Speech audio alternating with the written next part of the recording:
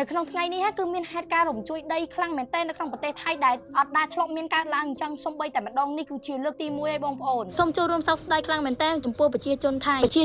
មានការភ្ញាក់ផ្អើលខ្លាំងមែនទែនចំពោះការរំជួយដីដែលមានកម្រិតធ្ងន់មួយនេះរំជួយដីនេះមានកម្រិតទៅដល់ 7.7 វិកត័រដែលជាកម្រិតមួយដែលអត់ដែលមានកើតឡើងសូម្បីតែម្ដងនៅក្នុងប្រទេសថៃហើយនេះជាលើកទី1ហើយឥឡូវនេះគេជំរាបប្រជាជនថៃនឹងទៅឲ្យឆ្ងាយពីទីក្រុងបាងកកឲ្យបងប្អូនដោយសារតែទីក្រុងបាងកកហ្នឹងអាចមានកើតហេតុការណ៍នឹងម្ដងទៀតអញ្ចឹងណាតាមព័ត៌មានដែលគេផ្សាយមកហើយឥឡូវដំណឹងថានៅក្នុងក្រុងបរសៃអនុក៏មានការរំជួយដីដែរបងប្អូនមានការភ្ញាក់ផ្អើលខ្លាំងមែនតែម្ដងគ្រាន់តែការរំជួយដីហ្នឹងមានកម្រិតទាបបងប្អូនអញ្ចឹងសូមបងប្អូននៅក្រុងបរសៃអនុសូមរក្សាសុវត្ថិភាពផងដូចនៅក្នុងឃើញក្នុងវីដេអូហ្នឹងអញ្ចឹងបងប្អូនគឺអាគារខ្ពស់គឺបក់បោកមើលទៅគួរឲ្យពិតជាគួរឲ្យខ្លាចខ្លាំងមែនតែម្ដង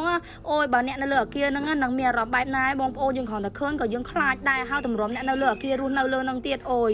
គឺគិតអត់ចាញ់ហ្មងគ្រាន់តែនិយាយក៏និយាយអត់កើតដែរបងប្អូនហើយពិតជាសោកស្ដាយមួយទៀតគឺបងប្អូនពលករខ្មែរដែលធ្វើការនៅអាគារហ្នឹងបងប្អូនព័ត៌មានថាគឺមានគ្រោះថ្នាក់ដល់បងប្អូនប្រជាពលរដ្ឋខ្មែរដែលធ្វើពលករនៅនឹងដែរបងប្អូនអូយពិតជាសោកស្ដាយខ្លាំងមែនតើអញ្ចឹងសូមជូនពរបងពលករខ្មែរយើងដែលជួបគ្រោះថ្នាក់សូមឲ្យសុវត្ថិភាពបានមកផ្ទះវិញកុំឲ្យមានគ្រោះថ្នាក់អ្វីទាំងអស់